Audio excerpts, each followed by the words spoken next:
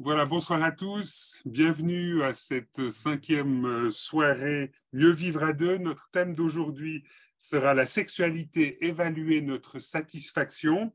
Cette soirée est coprésidée par Sophie Chans, qui est responsable de la formation d'adultes de l'Armée du Salut en Suisse romande.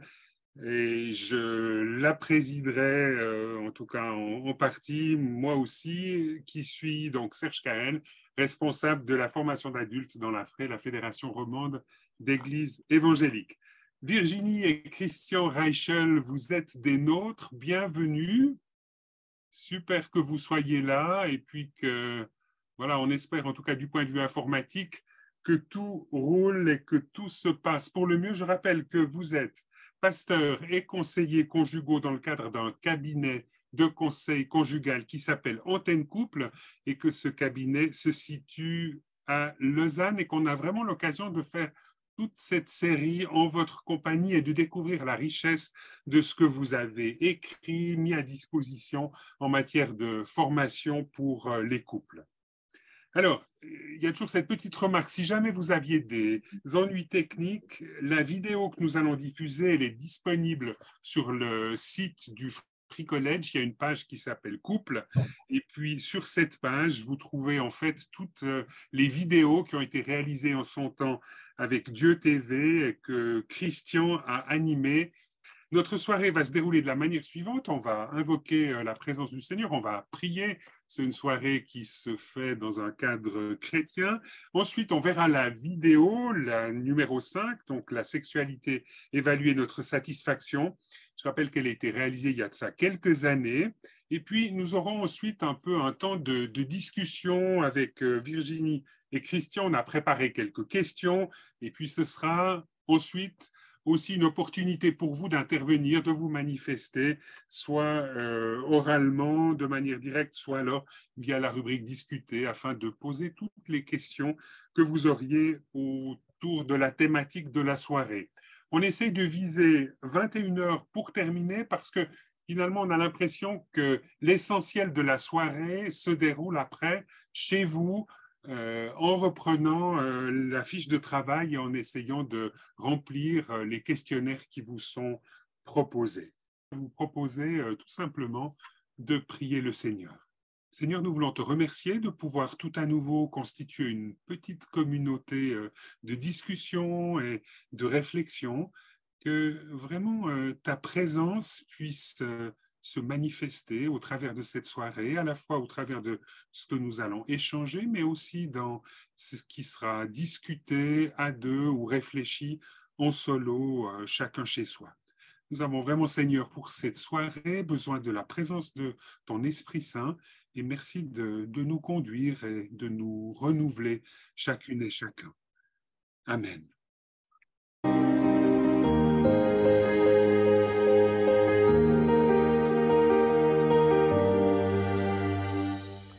Bonjour et bienvenue dans notre émission Mieux vivre à deux. Aujourd'hui, on va aborder un sujet qui n'est pas tout simple, c'est la question de la sexualité. Alors c'est vrai, pour certains c'est un lieu d'épanouissement, pour d'autres c'est un grand terrain de satisfaction et nous allons voir au cours de cette brève émission quelques éléments liés à cette thématique. Ce module vous est proposé par Antenne Couple dans le cadre de cette émission. J'aimerais vous raconter une histoire. Voici un jeune couple qui arrive. Tous les deux sont jeunes et beaux, sympathiques. Mais voilà, au niveau de la sexualité, ça ne marche pas très fort. Madame est un peu frustrée parce que monsieur regarde ailleurs. Et monsieur regarde ailleurs parce qu'il ne comprend plus sa femme. En fin de compte, ils ne discutent pas de sexualité. Ils ne la vivent simplement plus. Qu'est-ce qui s'est passé? Eh bien, monsieur, un jour, a rencontré quelqu'un dans une soirée. Et puis, il s'est pris d'amitié, c'est une jeune fille. Ça a été un petit peu plus loin, ils ont commencé à se draguer un peu. Et finalement, voilà, monsieur est très attiré par cette jeune femme. Et quand il revient à la maison, il n'a absolument plus aucune attirance pour sa femme, qui est pourtant très jolie, très charmante. Et en fin de compte, cette femme lui pose la question, mais qu'est-ce qui va se passer maintenant? Tu me désires plus? Et cet homme lui dit, ben non, j'ai plus vraiment d'attirance. Alors on cherche un peu, puisqu'ils sont venus pour parler de ça. Et puis on va trouver en fait que Monsieur, s'il n'est plus attiré par sa femme, c'est simplement parce qu'elle domine sur lui. Elle est là en train de lui dire ce qu'il faut faire dans tous les domaines de la vie, que ce soit au niveau matériel, au niveau de l'organisation de leur vie de couple, même au niveau professionnel où monsieur a quelques peines. Et du coup, monsieur ressent au fond sa femme plutôt comme une maman, comme quelqu'un qui cherche à l'aider, mais comme une maman finalement. Et donc, avec la jeune fille qu'il a rencontrée, au contraire, il est là de nouveau dans une position d'égalité. Et d'ailleurs, malheureusement, ils vont vivre une aventure qui finalement va beaucoup blesser l'épouse, et on peut la comprendre, parce qu'elle aurait tellement voulu vivre sa sexualité avec son mari, et son mari se refuse à présent auprès d'elle. Alors, par rapport à ça, on comprend, bon, ce sont des choses qui arrivent malheureusement, on comprend que là, il y a un terrain de difficulté et qu'il va falloir essayer de répondre à tout cela. Nous aimerions donc vous proposer quelques éléments de réflexion, en particulier liés au fait que la sexualité entraîne des questions. Alors voilà, vous avez un cliché devant vous qui montre que la réussite dans la vie humaine est quand même passablement liée à la question sexuelle. Quand on est gamin, il faut essayer de ne pas faire dans ses couches, et ensuite avoir des amis, et puis à 20 ans faire l'amour, et ensuite avoir du succès à 40, encore faire l'amour à 60 ans, si possible essayer de rester séduisant à 70, et finalement, à 80, ne pas porter de couche.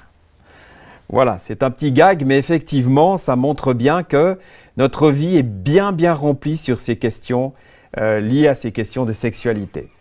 On a fait quelquefois de la sexualité juste une question d'attirance. Pour une bonne sexualité, il faut être attirant, il faut être beau. Alors voilà, nous vous présentons quelqu'un de bien connu. Si vous le préférez en barbu, ça va aussi. Et puis voilà, pour messieurs, il y a le versant de la dame. Mais en réalité, c'est peut-être plus qu'une simple question de choix. La sexualité ne se choisit pas comme une capsule de café. C'est un choix de vie, c'est quelque chose qui fait qu'on essaye de dépasser juste une aventure d'un soir. On a fait quelquefois de la sexualité une question de séduction et de conquête. Alors bien sûr, la séduction intervient dans la vie sexuelle, mais ce n'est pas le tout. Freud, que tout le monde connaît, a présenté la sexualité comme un moteur principal, même le moteur principal de la vie. La pulsion sexuelle serait ce qui provoque effectivement la satisfaction pleine de l'homme, et donc pas seulement dans le domaine de la sexualité, mais dans toute la vie. Est-ce que c'est cela ou est-ce que c'est un peu différent? D'autre part, le sexe est tellement médiatisé aujourd'hui. Tout passe par là. Bien sûr, il y a aussi des gens qui ne sont pas trop attirés par la sexualité. Mais d'un autre côté, par rapport à ce que nous trouvons dans les journaux et un peu partout dans les émissions, nous vivons peut-être une ère de sexoterrorisme. C'est un psychiatre lausannois qui le dit, le docteur Maurice Urny. Par ailleurs, on sait très bien que les entreprises qui misent sur le sexe gagnent beaucoup d'argent. Et donc, en fin de compte, par rapport à ça, on est peut-être attiré par ce genre de phénomène ou au contraire repoussé par cela. Le libre accès aux imprimés, à la publicité ou encore à Internet, est-ce que ça favorise la sexualité ou pas vraiment? Beaucoup de questions notamment sont posées par rapport à la jeune génération qui a la sexualité sur le téléphone. Il suffit de presser quelques boutons et on a accès finalement à des films qu'autrefois on devait aller rechercher dans des magasins très cachés. Par ailleurs, toujours par rapport à ces questions, l'infidélité est facilitée par des sites spécialisés qui déclarent que si ça ne marche plus dans le couple, avoir une petite aventure cachée, c'est pas mal. Ça permet de garantir une certaine pérennité dans la sexualité du couple. Et puis, par ailleurs, on connaît la recommandation qui est faite de façon quasiment invariable depuis de nombreuses années. Protégez-vous, occupez-vous de votre protection et ça suffit. Mais ça pourrait se transformer en coup dur si on s'est occupé de l'aspect matériel, si j'ose dire, et on n'a pas réfléchi aux aspects relationnels. Alors, un peu de gag, la réalité sexuelle pourrait ressembler à ce genre de choses, un lieu d'incommunication. Bah oui, malheureusement. Alors parfois c'est monsieur qui lit sans une position et madame sans deux excuses, mais quelquefois c'est l'inverse. Ou alors un lieu de confort égoïste. Il ne se passe plus rien sous la couette, on va dire. Ou encore un lieu de malentendu. L'un des deux membres du couple est là, il a une attente et puis l'autre est juste pas branché, il n'est pas sur la même longueur d'onde. Ou encore un terrain de frustration. Combien d'excuses, n'est-ce pas justement? Pas ce soir, mon chéri, j'ai la migraine. Quelquefois c'est l'homme qui le dit aussi. Hein. Et finalement, un terrain de rupture. Pas ce soir, mon chéri, je rédige ma demande en divorce. Alors maintenant, passons à des choses un peu plus sérieuses et réfléchissons à nos questions à nous. Comment est-ce qu'on pourrait décoller de la facilité de la télé qui tue l'amour? Et là, j'aimerais encore vous raconter une petite histoire. Effectivement, nous sommes là avec un couple où monsieur est très sympathique, mais petit à petit, il s'est un peu endormi et il préfère tellement se vautrer devant la télévision que madame frappe à sa porte tous les soirs pour lui dire « Mais est-ce que chérie, on pourrait avoir un petit moment câlin ?» Et monsieur dit « Oui, après, quand j'ai terminé mon film, quand j'ai terminé mon émission, quand j'ai terminé ma partie de foot. » Et finalement, ça ne se passe jamais. Alors, on espace les relations et puis finalement, on ne sait plus prendre le chemin de la réalité de la sexualité. Quel dommage! La question aussi qui se pose, c'est qui conduit la voiture dans le domaine de la sexualité? Est-ce que c'est l'homme? Est-ce que c'est la femme? Et finalement, qui prend l'initiative d'un moment câlin? Et parfois, celui ou celle qui a l'habitude de prendre l'initiative va reprocher à l'autre écoute, en fin de compte, c'est toujours moi qui suis devant, tu n'es jamais là avec moi, pourquoi c'est toujours moi qui suis obligé de te tirer dans cette dimension? Et il y a là parfois un terrain de tristesse. Bien sûr, ce qui est aussi parfois abîmé dans la sexualité, c'est le fait que les conflits sont là et quand il vient d'y avoir un conflit, ce n'est pas le moment où les gens vont le plus facilement se retrouver pour un moment d'intimité. Et il arrive fréquemment que dans le lit où normalement on devrait être justement dans l'intimité ou alors dans le sommeil, les deux sont là sur leur natel. On ne sait d'ailleurs pas très bien ce que ces deux-là font. Est-ce qu'ils sont en train de téléphoner ou de chatter avec quelqu'un qui est plus intéressant que celui qui est juste à côté? Mais encore d'autres questions toutes simples. Finalement, est-ce que dans la sexualité, il y a encore tout ce côté de tendresse? Parce qu'on sait que sinon, on risque de tomber dans quelque chose d'un peu mécanique, quelque chose qui peut devenir, voilà, pas inintéressant, mais non empreint de l'aspect émotionnel. Alors voici maintenant une question pour monsieur. Est-ce que je me sens frustré par rapport à certaines envies? Est-ce qu'il y a des choses que j'aimerais réaliser dans la sexualité et je n'ose même pas en parler à madame? Ce qui arrive parfois, bien sûr. Et puis une question à madame. Est-ce que je simule le fait d'avoir un orgasme pour faire plaisir, pour faire croire finalement à mon partenaire que oui, ça marche et puis qu'il n'a pas trop à s'en faire? Est-ce qu'au contraire, je ne devrais pas dire non, ça ne se passe pas pour moi et j'aimerais justement avoir accès à plus de plaisir? Ou encore une question pour les deux. Est-ce que nous avons lu ensemble un bon livre sur la sexualité? Pas une explication technique qui montre comment il faut faire, mais plutôt quelque chose qui donne des idées, qui relance un tout petit peu la créativité. Et puis encore cette question, est-ce que nous attendons avec impatience le fait de nous retrouver dans l'intimité ou au contraire, ça va être quelque chose d'un petit peu dangereux? On se dit « aïe, aïe, comment ça va se passer la prochaine fois ?» Et il arrive qu'on entende des couples dire « j'ai peur de la prochaine fois où nous allons nous retrouver ensemble ». Et puis encore cette question, est-ce que nous nous convenons bien sur le plan sexuel? Alors bien sûr, au début de la vie de couple, quand on est là à être très adaptable, très flexible, ce ne sont pas des questions qu'on se pose. Mais au bout d'un moment, il arrive qu'il y ait des décalages et alors des couples se posent ces questions. Finalement, suis-je heureux dans notre sexualité de couple? Se demande monsieur. Et la même chose, quelquefois, pour la dame. Et finalement, une question pour les deux. Est-ce que notre sexualité est un terrain d'épanouissement, comme ça devrait être le cas, puisque c'est quelque chose de formidable? Et j'aimerais dire, et vous le verrez dans l'émission suivante, c'est quelque chose que Dieu a donné à l'homme. Et en fin de compte, ça devrait être un lieu extraordinaire. Malheureusement, c'est devenu parfois un lieu de danger, un lieu de frustration, un lieu de tristesse parfois. Et pour cela, il faut dépasser la chose. J'aimerais vous proposer alors de répondre à ce questionnaire. C'est un petit questionnaire sur communiquer ensemble sur l'entente sexuelle. Vous remplissez chacun le questionnaire de votre côté et ensuite vous mettez les choses ensemble et vous tentez de relancer quelque chose au niveau, disons, d'un contact oral, de quelque chose qui serait de l'ordre du partage. Attention à distinguer le moment où vous discutez et le moment où vous êtes dans l'intimité. Il ne s'agit pas de parler de questions d'intimité au moment où ça se passe. C'est une confusion de moments et c'est vraiment pas le moment.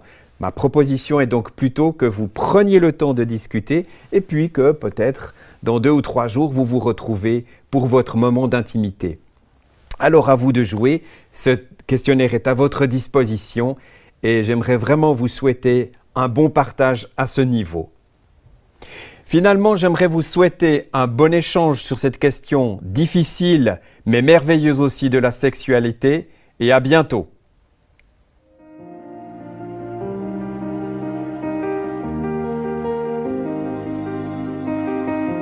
Donc voilà, je vais animer un petit moment de discussion avec Christian et Virginie, et puis Sophie viendra aiguiser un peu le fer et appuyer peut-être au travers de questions plus pertinentes que les miennes. Alors, ce qui nous paraissait important, Christian et Virginie, pour reposer un petit peu un cadre, vu que nous sommes dans une dynamique chrétienne, c'est un peu de se pencher sur ce que la Bible dit de la sexualité.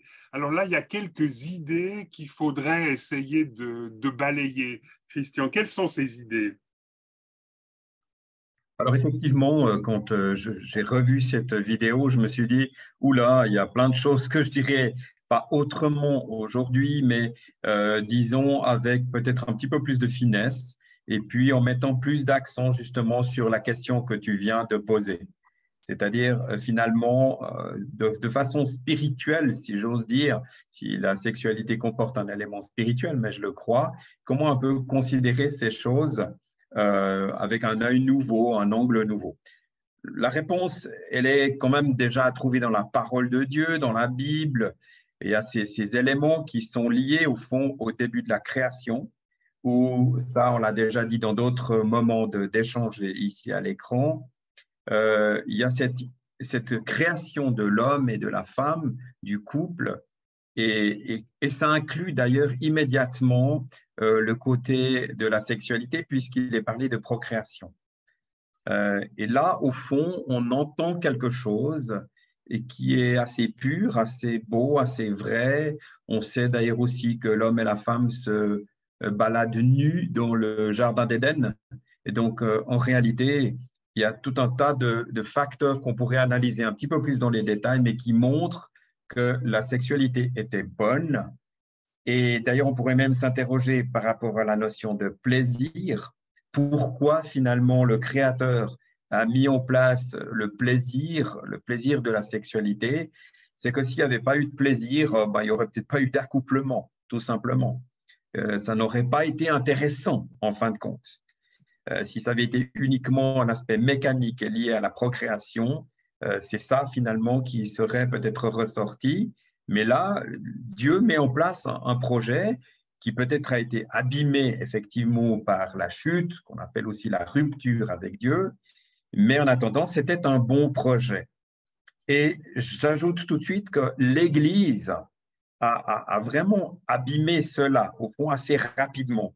On trouve cela pratiquement déjà depuis le IIe siècle, où finalement le mariage, la sexualité, c'est considéré comme quelque chose de sale. Il vaut mieux l'éviter. Il vaut mieux ne pas se marier, n'est-ce pas? Donc, on va valoriser le célibat. Et en plus, bon, Christian, si tu permets, pour être un petit peu polémique, là, on peut aussi dire qu'il y a là derrière une influence grecque avec un mépris pour notre corps, un mépris pour tout ce qui est de l'ordre un peu, qu'est-ce qu'il faudrait dire, de l'émotion et peut-être du désir et de la passion. oui, alors c'est vrai qu'il y a une très forte influence grecque, mais aussi ce qu'on appelle une influence gnostique, c'est-à-dire où on met en pendant le bien et le mal, la lumière et les ténèbres, et du coup tout ce qui est physique est considéré comme mauvais, donc la sexualité va devenir très mauvaise aux yeux de l'Église. J'allais dire presque un péché s'il y a un acte sexuel, sauf si c'est pour la procréation.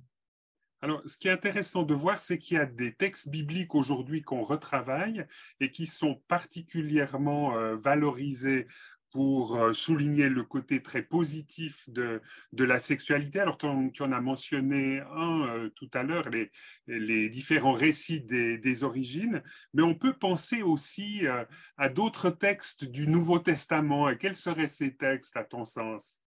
Alors, bien entendu que le texte principal qu'on va invoquer, c'est le fameux texte de Paul, qui est un vieux célibataire, normalement, dans 1 Corinthiens au chapitre 7. Enfin, c'est tout un ensemble qui commence déjà au chapitre 6, mais où quelque part il dit assez clairement au couple, pratiquez la sexualité et soyez ensemble, puis ensuite vous allez vers la prière. Et quand vous avez fini de prier, ben, vous allez vite de nouveau vers la sexualité, de peur d'être tenté par votre abstinence.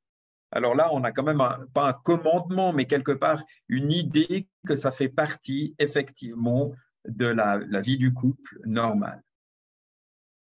Est-ce qu'on pourrait penser à certains égards lorsque l'apôtre Paul, dans certains textes, notamment dans son épître aux Éphésiens, associe l'idée du mariage, l'idée du couple à cette réalité de la relation entre lui-même et l'Église? Est-ce qu'on peut penser que finalement, il y a là aussi à la fois cette dimension physique qui est valorisée, mais il y a aussi peut-être une dimension émotionnelle, une dimension peut-être spirituelle qui nous permettrait, face à la réalité très physique de la sexualité aujourd'hui, d'ouvrir un peu plus largement sur d'autres composantes? Effectivement, tu mentionnes cela, c'est bien sûr l'amour qui est au centre, hein, puisqu'il y a cette comparaison entre Christ et l'Église, et puis en même temps le couple qui normalement s'aime. Et moi, ce que je trouve très bien, très beau dans ce texte, notamment, c'est que si vous vous souvenez, je pense que pratiquement tout le monde le sait, les mariages étaient arrangés. On ne se mariait pas par amour, on se mariait parce que deux familles décidaient de mettre un jeune homme avec une jeune fille. Et donc, comment est-ce que l'amour pourrait être vécu là-dedans? Ben, Paul l'affirme en disant, mais c'est fantastique, il y a quelque chose qui peut se passer émotionnellement aussi à ce niveau. Ok, donc on a fait un petit parcours biblique là. Je ne sais pas si Virginie, tu veux ajouter quelque chose toi-même. Peut-être plus dans la suite des questions par rapport à l'évolution de la sexualité dans le couple. D'accord, là tu me fais une as remarque sur mon question? coaching. Très bien. Ok, donc moi, effectivement, donc on a eu l'occasion tout à l'heure de parler un petit peu de certaines questions. Hein. Christian, dans la vidéo, tu en as présenté toute une série. Finalement, si on avait à dire aujourd'hui un peu ce que sont les obstacles pour parvenir à une bonne communication sur la sexualité au sein du couple, Virginie, qu'est-ce que tu dirais? Alors, il y a des obstacles que on a commencé à mentionner aussi pendant la vidéo. Tous les obstacles pratiques, un jeune couple qui, à un moment donné, a des enfants, il y a toute la fatigue pour l'un et pour l'autre, la suroccupation entre la profession et puis le soin aux enfants. Et il y a toute la question de l'inconfort quand les enfants tout d'un coup se lèvent alors qu'ils sont déjà couchés, ils viennent déranger les parents. Toutes ces questions un petit peu pratiques quand les enfants sont petits. Après, quand les enfants sont ados, ils sont plus présent et c'est inconfortable aussi pour le couple d'attendre qu'il soit plus à vaquer dans l'appartement. Donc, il y a ces questions pratiques, mais il y a aussi une forme de détournement de cet aspect de vivre dans le couple où il y ait un peu le désir de plaire, le désir de se chercher, tout cet aspect de libido qui est… Donc là, il y aura une sorte de refroidissement, c'est ça? Qui est à risque de s'endormir en fait. Et c'est là que nous prenons en fait l'aspect de la communication. C'est-à-dire que si on commence par en parler et qu'on se dit quel est notre désir, est-ce qu'on peut faire ce projet d'avoir une sexualité régulière, peut-être de prendre des rendez-vous pour se dire, quand les ados sont au groupe de jeunes, on va avoir un moment d'intimité et de se parler de ce qui plairait, de lire aussi des choses qui, dans le domaine de la sexualité, peuvent être une stimulation, donner aussi, relancer l'envie, relancer la libido. Eh bien, je pense qu'il y a quelques clés, quelques bons outils à chercher quand la libido s'endort, mais surtout de ne pas la laisser s'endormir sans rien faire. Donc là, c'est vraiment ce qui me frappe en vous entendant à nouveau ce soir, c'est cette importance que vous mettez sur le fait d'échanger, de parler de manière assez directe de ce qui se vit dans ces moments d'intimité, de sexualité. Oui, parce que la non-parole est à risque de créer des malentendus. On a entendu beaucoup de couples se dire « Ah, j'ai l'impression qu'il n'a plus envie ou qu'elle n'a plus envie, que je ne l'intéresse plus ». Et puis finalement, on reste sur des risques de malentendus. Ça peut ne pas du tout être le cas. Et si on n'en parle pas, on se fait aussi, la femme après les grossesses peut se faire un imaginaire qu'elle est moins attirante, que le conjoint, que le compagnon, que le mari a peut-être vu sur d'autres personnes au travail, mais ça reste c'est à risque que ce soit imaginé. Et cet imaginaire fait du mal. Et en parler, finalement, permet de sortir de cette dynamique-là. Alors, Christian, il y a une image que tu apprécies particulièrement pour encourager à parler de sexualité, à développer la sexualité au sein du couple. C'est l'image du terrain de foot. Alors, il faut que tu nous expliques, là. Oui, alors, c'est effectivement quelque chose qui va apparaître un petit peu plus dans l'émission numéro 2 que vous aurez dans 15 jours. Donc, je ne vais pas en dire beaucoup plus maintenant, mais l'idée, c'est qu'en réalité, on sort d'un domaine qui se faisait un peu instinctif pour aller dans un domaine qui est plus réfléchi. Le terrain de foot, je le dis déjà maintenant quand même parce que Serge, tu me poses la question, c'est l'idée que chacun vient sur le terrain avec sa notion de la sexualité. Sexualité féminine respectivement masculine, avec finalement assez peu de connaissances de la façon dont ça se passe pour son ou sa partenaire. Et donc, l'idée du partage permet d'entrer un petit peu plus dans l'intimité, alors pour l'homme de découvrir ce qu'est la sexualité féminine, à moins que vous sachiez déjà tous à fond comment ça fonctionne. C'est pas seulement du fonctionnement physique, c'est du fonctionnement émotionnel. Et puis, même chose pour la femme, parfois, qui ne sait pas, devine vaguement que pour l'homme, ça va se passer comme ça, vite, voilà, qui peut, entre guillemets, s'exciter en quelques minutes. Et puis, j'allais dire, comme disait autrefois une vieille dame qui disait, il faisait sa besogne en 5 minutes. Alors, c'est un petit peu tragique comme expression, mais ça veut bien dire qu'il y avait une sorte d'ignorance aussi par rapport au fonctionnement de l'un et de l'autre, et du coup, on en discute.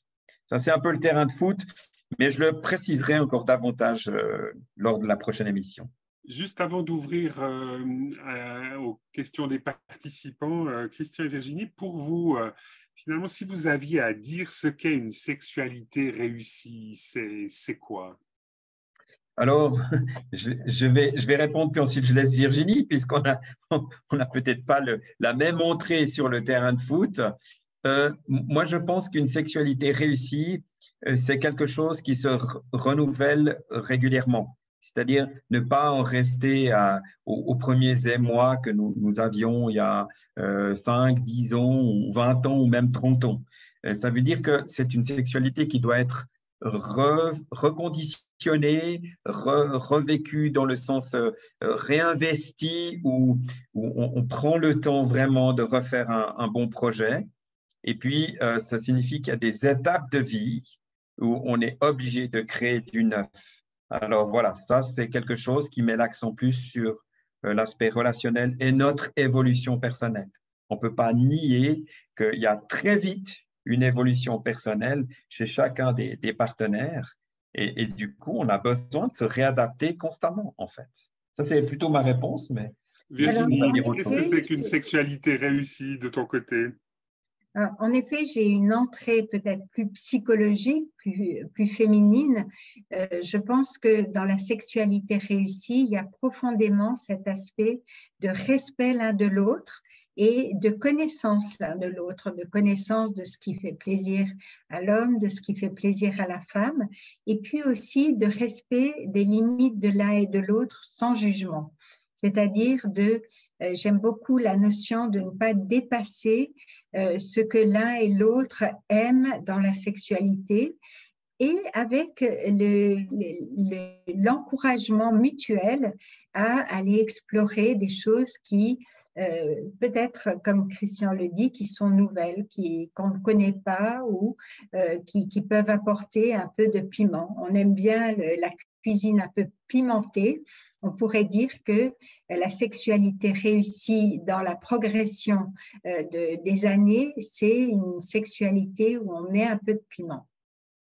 Je vais encore juste ajouter un petit mot, peut-être au risque de ne pas tout à fait être compris. Pour moi, je pense que plus on avance, plus il devrait y avoir des rendez-vous de sexualité dans le couple.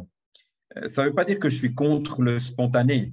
Mais vous voyez des moments où quelque part, excusez-moi cette image, mais où le couple se saute dessus parce qu'ils n'en peuvent plus de ne pas avoir de sexualité, ça c'est du film, c'est Hollywood. En réalité, à un moment de sexualité, ils se préparent. Et ils se préparent peut-être déjà en se reposant, en aménageant sa chambre, que ce soit pas un capharnaüm, et puis qu'on soit peut-être un petit peu douché, enfin je ne sais pas. Il y a un certain nombre de préparations qu'on pourrait faire qui font que tout d'un coup, il y a un vrai rendez-vous sexuel. Alors, on sait qu'il y a des gens qui n'aiment pas trop ce truc parce que pour eux, ça doit jaillir spontanément. Mais si ça ne jaillit pas spontanément, il faut peut-être le réinventer. Exactement.